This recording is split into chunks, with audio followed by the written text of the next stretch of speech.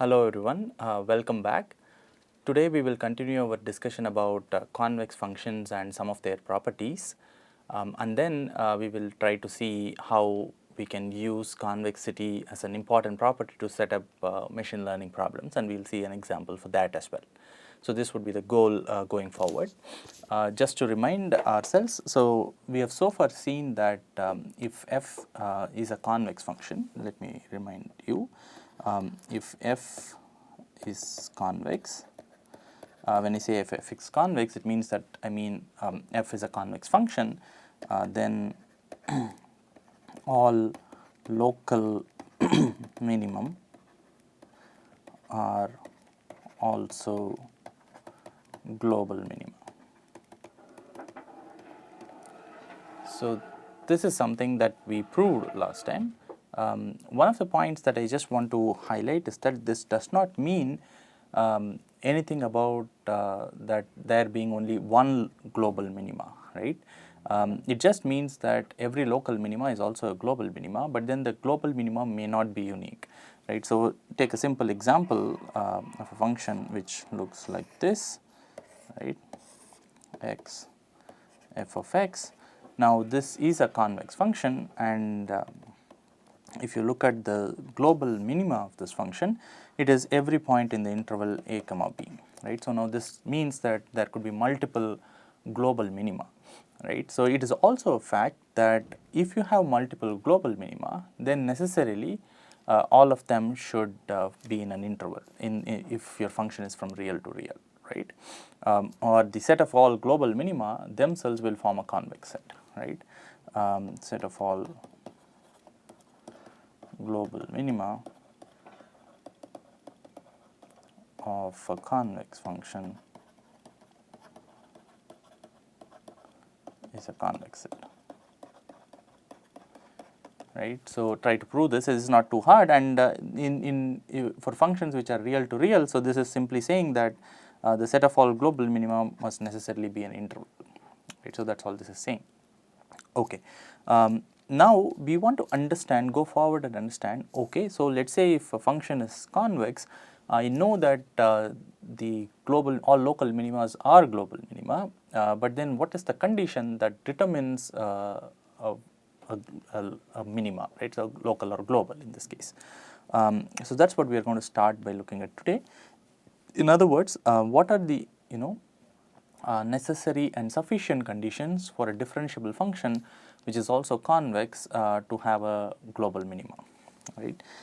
So we are going to look at necessary and sufficient conditions for optimality of convex function, right? So when I say optimality, I mean that our goal is to minimize over x, f of x, and we are going to assume f itself is convex, and we will also assume f is differentiable. Now if I give you a differentiable convex function, now what can I say about properties that the optimal solution satisfies? That's the question we are asking, right? So in other words, if I give you a point and say that this point satisfies a certain condition, then can we conclude that this is necessary and sufficient for this point to be an optimal point, which means that in this case optimality means the minimizer of the function, right? So how can we do that? Let's put down a theorem for this. Maybe we'll go to the next page. Okay, so here is the theorem. Let f be a differentiable convex function from, we'll simply assume, we'll always think about convex functions as Rd to R, right? So some function which is Rd to R, it is differentiable and it is also convex. When I say differentiable, it means that at any point you can compute the gradient of that function. That's what differentiability means, right? Now then x star, a point in Rd, is the global is a global minima of f, and now this is a necessary and sufficient condition. So, we will say if and only if del of f of x star is 0. What are we saying? We are saying that, hey, I give you a convex function and it is differentiable, then if you say x star is a global minimum, then del of f of x star has to be 0. Also, if there is a point such that del of f of x star is 0, then necessarily that point is the global minimum, right. So, this is an if and only if condition, which means that it completely, this condition completely characterizes optimality of convex functions. We are going to give a proof sketch for why this is true. So, let us first do one of these conditions, necessity conditions, and then we will do the sufficiency conditions, right. So, the necessary part, right.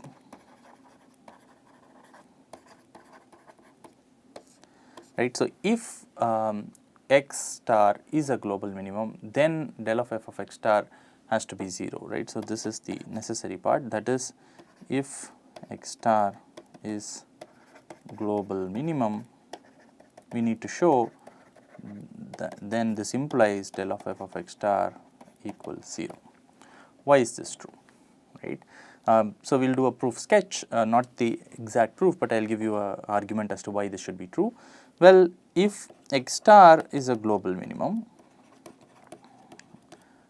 then well, it necessarily also has to be a local minimum, right. So, x star is also a local minimum, which means what? So,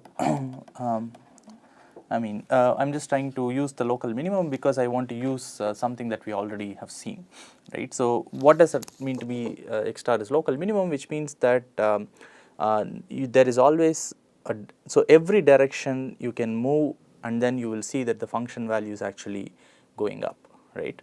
That is what local minimum means. So, there is a small ball around this point such that if you move in that any direction within the ball, your function value actually increases. That is what it means by definition of a local minimum. Now, we know that if let us say now del of f of x star is not 0, right. So, you are at some point which you are assuming is a global minimum, right. So, this is you are assuming is global minimum now, which means that no matter which direction I move in, I can move small enough amounts such that I will increase the function. But if the gradient at this point is not equal to 0, then we know from our Taylor series analysis that you can always, let us say the gradient was pointing in this direction, I can always move in the direction opposite to the gradient by a small amount and then decrease the function value. This we argued when we were looking at Taylor series expansions and arguing why the negative of the gradient is a good direction to move in general for gradient descent and so on, right. So, this is minus del of f of x star. Now, so we won't formally rigorously argue this, we will just say this implies there exists a direction. In particular, you can move in the minus del of f of x star direction and a small step size, right, such that x star minus eta del of f of x star, this function value, right, so will be less than f of x star. Right. So, you can move in that direction and strictly become the function's value will strictly become less than this point, right. But that contradicts, right. So, that this contradicts the fact that or rather the assumption that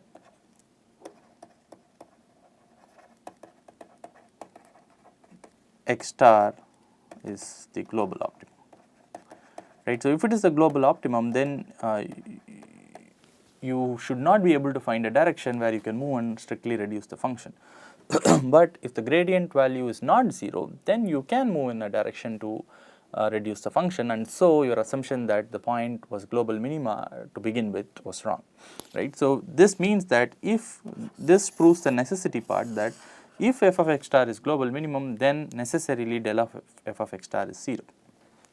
Note that we have not used convexity at all, right. So we did not argue that this is because the function is convex, right. Now, where do we need convexity? We will need convexity to argue the other way, right. So because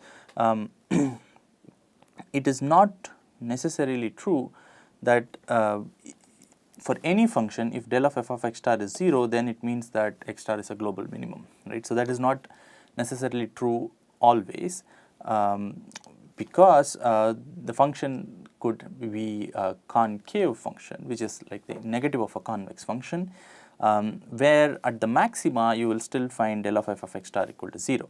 Or there may be a more complicated function where the function is has a point where the gradient is 0, but then in one direction the function is increasing and the other direction the function is actually decreasing, right. So there all sorts of things can happen when del of f of x star is 0, when you are not assuming anything about the structure of the function.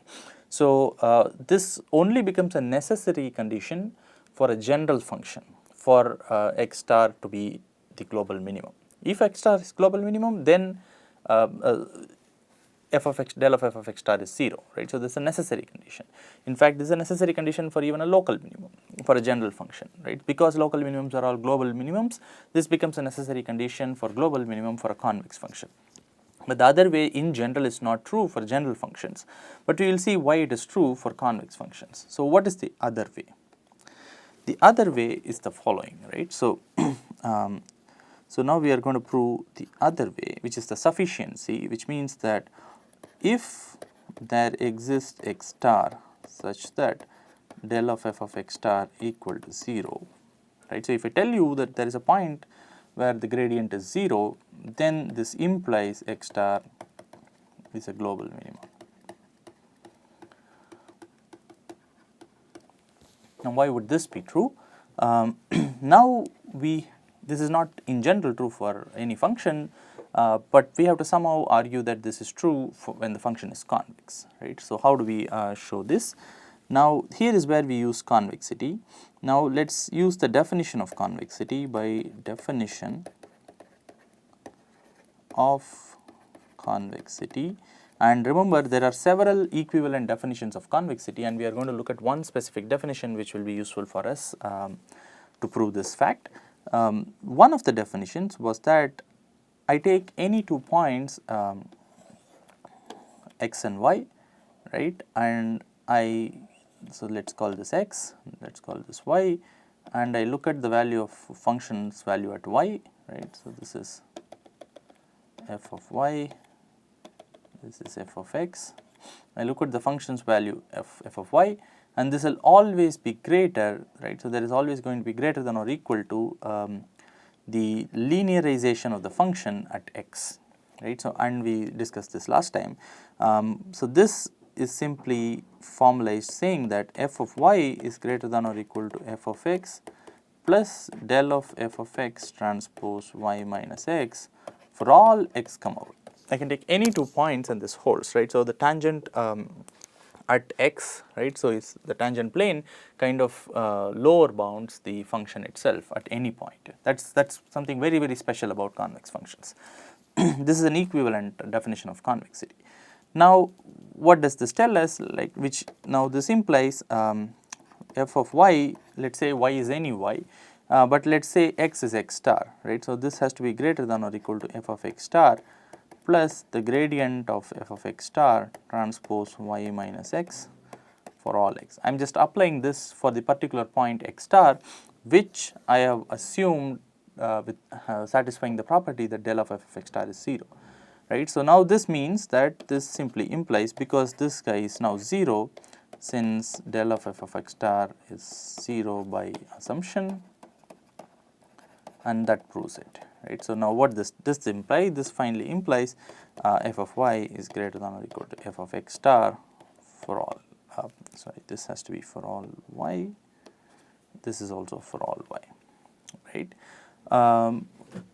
That is it, right. So, now what have we said? We have said that the function's value at any point y has to be greater than or equal to f of x star. Now, this implies x star is a global minimum.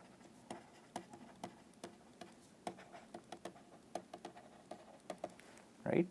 So, now this kind of proves the theorem that if x star has gradient 0, then its global minimum, and if x star is global minimum, then the gradient is necessarily 0, right. So, gradient being 0 is a first order optimality condition for convex functions. Okay. Why is this useful? This is useful because this is another way to say that now if you run a gradient descent algorithm on a convex function, well, the gradient descent algorithm will converge to a point where the gradient is of the function is actually 0, and now this is saying that such a point is necessarily a global optimum, which means that the gradient descent algorithm will actually find the global optimum for our functions, right. So, last time we argued saying that the gradient descent would find a local minimum, and local minimums are global minimums, and so gradient descent will find a global minimum. Now, we are making it more precise by saying that gradient descent will actually find a point for which the gradient is 0, will converge to a point for which the gradient is 0, and that point is the global optimum, right. So, which is good, which means that all the algorithms that we have seen can actually be used to compute the global optimum of convex functions.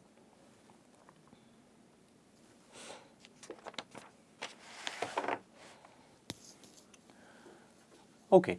Now, what we want to do next is see a practical example in machine learning where you can set up a convex optimization problem and try to solve it. But before we go there, what I wanted to do is I wanted to illustrate some additional properties of convex functions which we will actually use to prove certain functions in the machine learning world are actually convex, right. So, here are some additional properties which I wanted to discuss, and these properties will come in very handy when you are playing around with convex functions to prove certain functions are convex, right. So, let us see some intuitive properties, and there are a host of properties, laundry list of properties. I am not going to cover all of them in this course, but we will see a very few which are relevant and important in the context of machine learning. Okay. Some additional properties, let me say some, because these are not necessarily all properties. Okay, so property 1. Some of these will be obvious, but I think it is important to go over a few of them so that we see how you can break down a potentially a complicated function into pieces, and if each piece is a convex function, then you can kind of use these properties to say when the more complicated function is also convex, right. So, that is the idea. Property 1, if f could be from Rd to R and G, I am just using Rd to R, but in general this could be any domain, but for this course I think Rd to R would suffice, right. So, are both convex functions,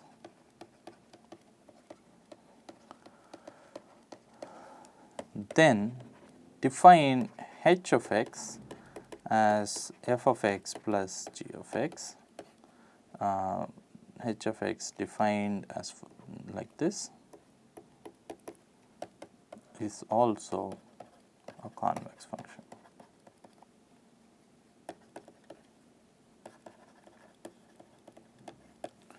Why is this true? Pause for a second and think. This is a very easy proof. I'll anyway do it, but you should already be able to see it if you have not already, right. So, I mean, if you think about it for a second, you will see why this is true. Okay, proof. Why is this true?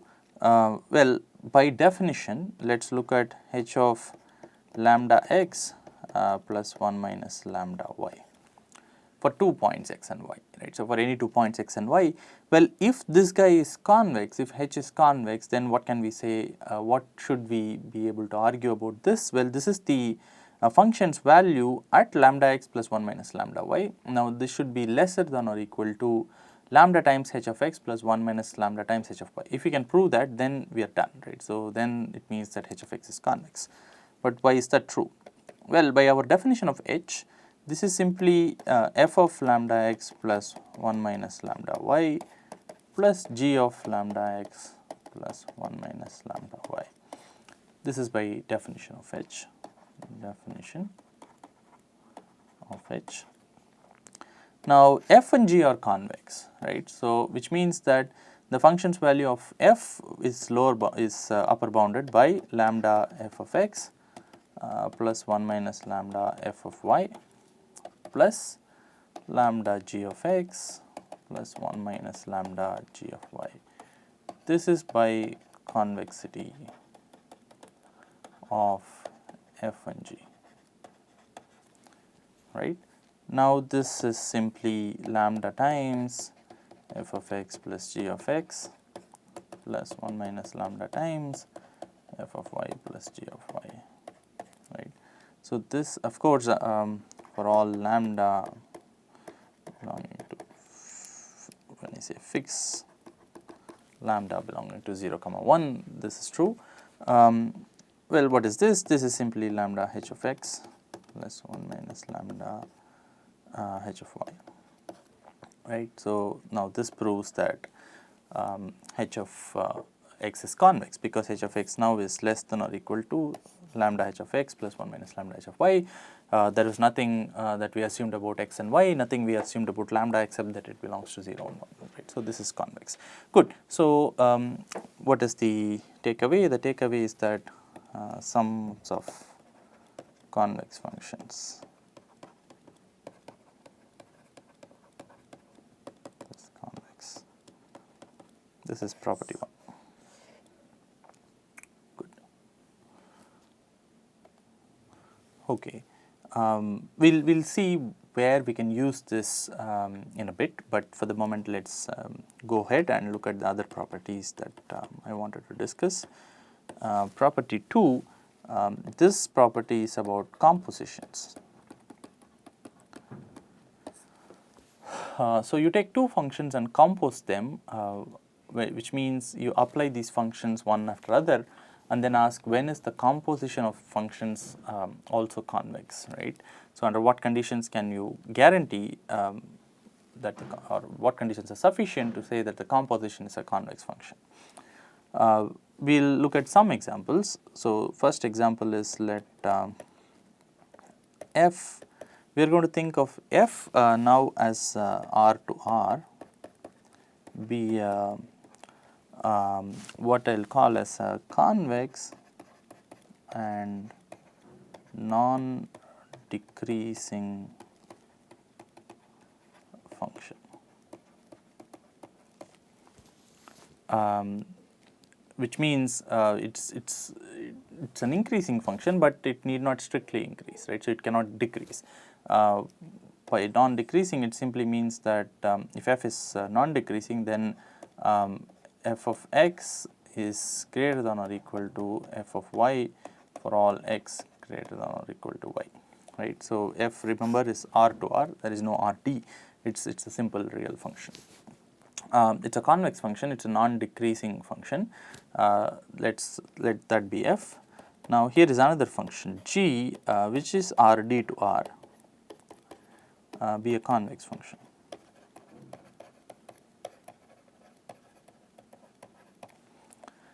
Now, what can we say about this new function h, right. So, define h as f of g of f composition g, right. So, by which what I mean h of x equals f of g of x, right.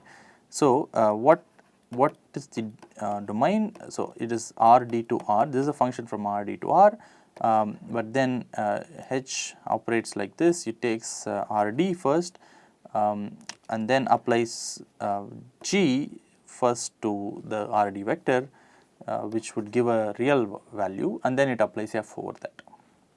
That is the kind of function that we are looking at, right. So, this G itself is RD to R, F is then maps this R to R. We are assuming G is convex and F is convex and also non-decreasing. Now, the question is, what can we say about the composition of F and G, right. Okay, so the claim is H is convex, and this is not hard to see. Also, again, feel free to pause and try out why this should be true. I will do it anyway, but yeah. Okay, so why is this true?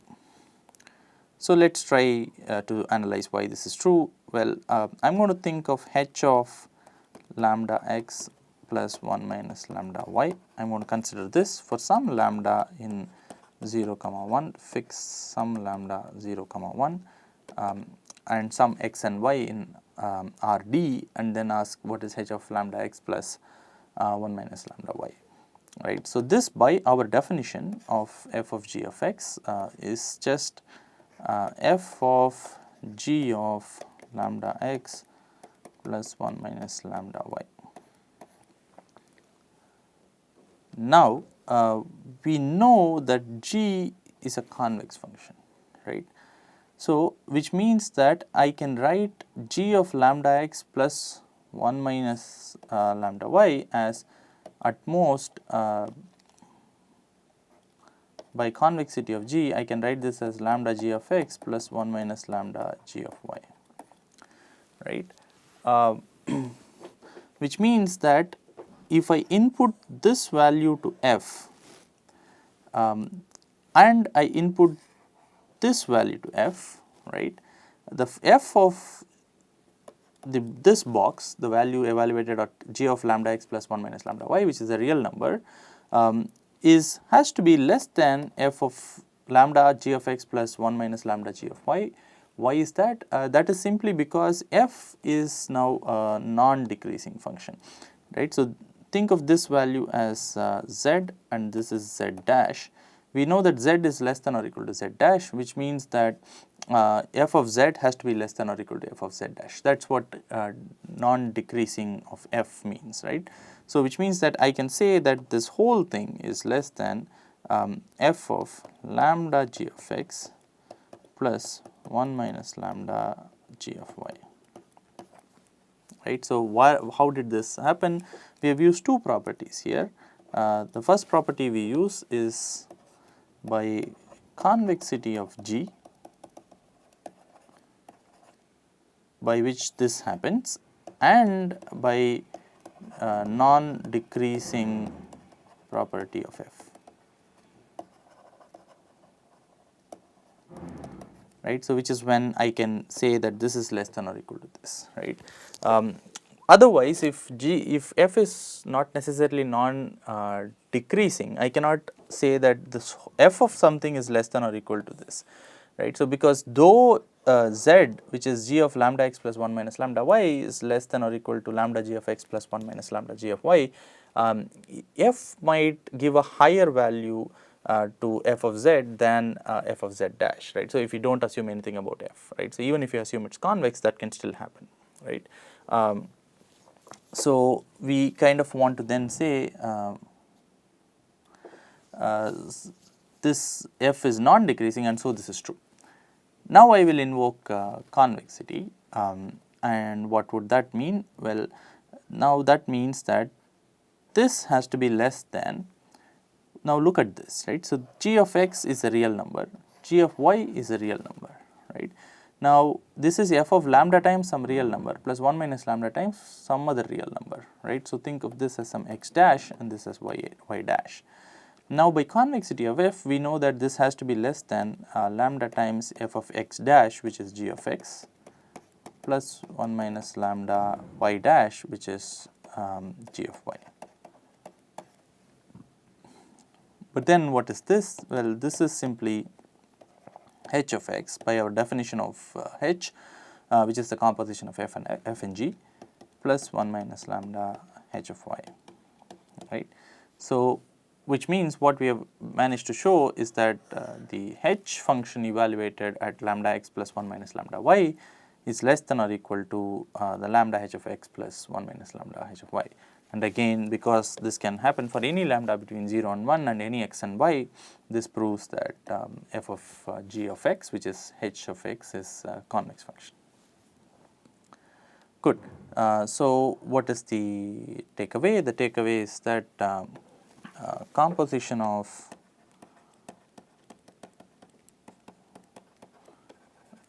a convex with convex plus non-decreasing is convex. This is the second property that we have come up with. Good. Okay, now property 3.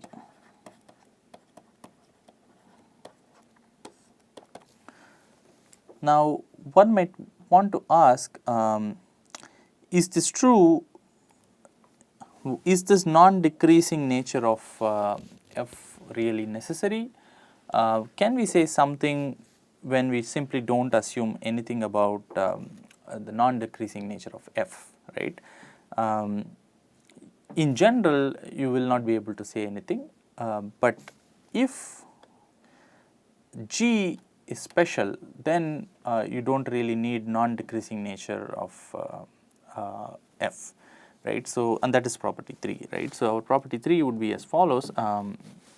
Let f r to r be convex and g r to r d to r be linear,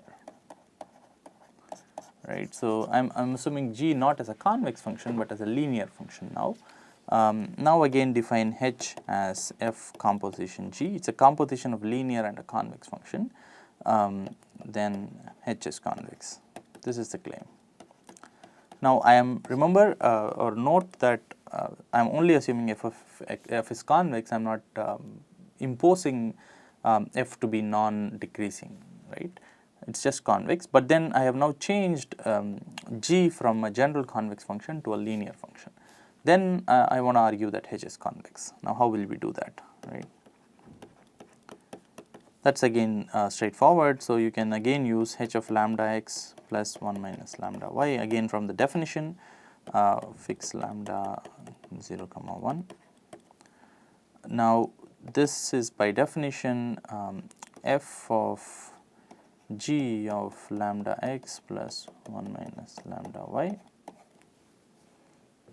Okay. Now what can we say about g of lambda x plus 1 minus lambda y? Well, g is a linear function. If g is a linear function, then what can this value be? What will this value be? Well, if you linearly interpolate x and y, then the output will also get a linear interpolation, right. So, that is what the property of linear function is. So, this is simply equal to, right. So, lambda g of x plus 1 minus lambda f g of y. This is an equality there, right. Why is this? This is by linearity of g, right. So, in general we are not assuming anything about f. This is by this is exactly same as this, right. So, that is the linearity part. Now we invoke the convexity of f and then say that this is less than or equal to lambda f of g of x plus 1 minus lambda f of g of y, right, which is simply lambda h of x plus 1 minus lambda h of y. Now this is again let me make it very clear, convexity of f. So, you take a linear function and then compose it with a convex function. What you get is is a function that is convex. That is what this this theorem says, or this property, simple property says, which is good. Okay. So so here is an example where the general in general, let me note that in general, if f and g are convex, then the composition H may not be convex, right. So, this may not happen in general unless we assume something extra about f or g, right. So, the thing that we assumed about g in this case was it's linear, in which case you do not have to assume anything about f, it is still convex, or if you do not assume anything about g, just that it is convex, then you have to assume f is non decreasing, then we can show this is convexity. In general, this may not be true, right. Here is an example to argue why this is the case. Let us say our g of x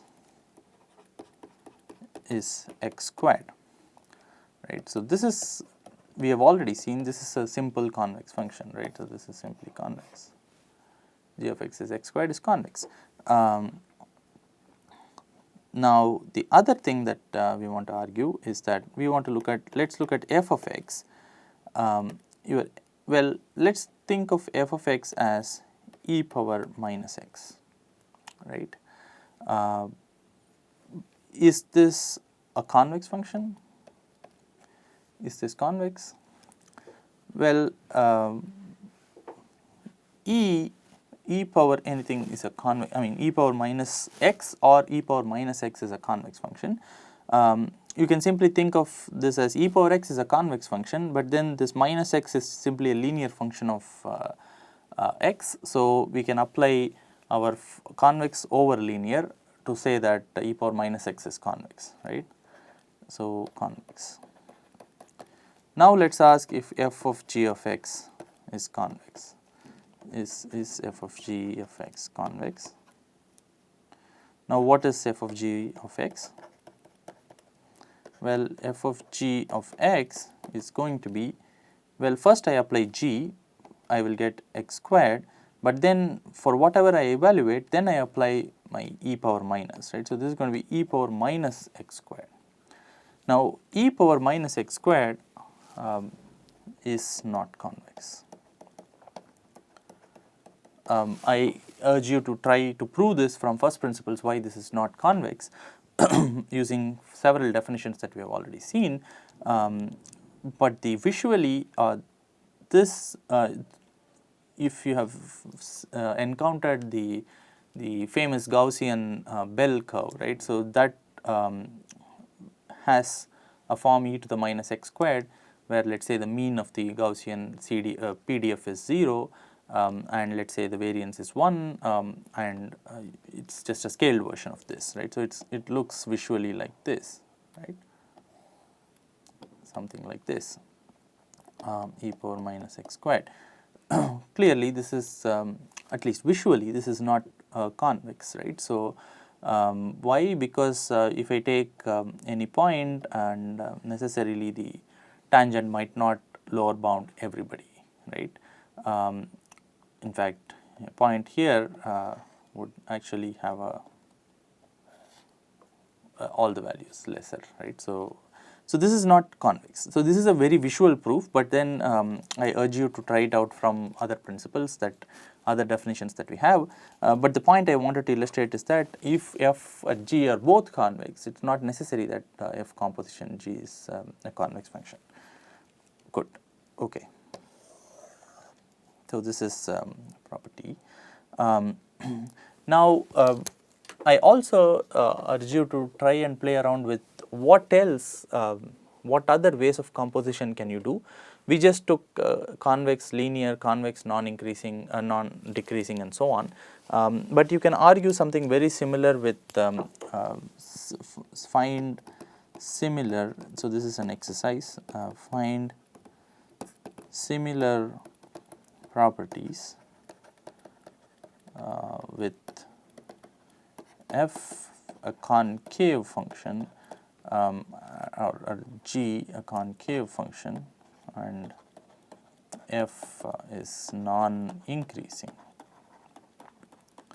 So, think of what combination should f and g satisfy so that the composition becomes a convex function, right. So, what is a concave function? Just to be sure, we will call g a concave function. G is concave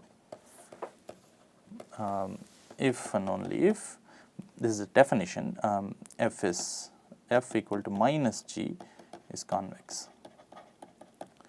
Right, so if the negative of that function is convex. So, for instance, minus x squared is g of x equal to minus x squared is concave. So, how does the picture look like? The picture would look like this. It's always going to be negative and it will have the highest value 0 at 0. This is a concave function. It's like an inverted convex function.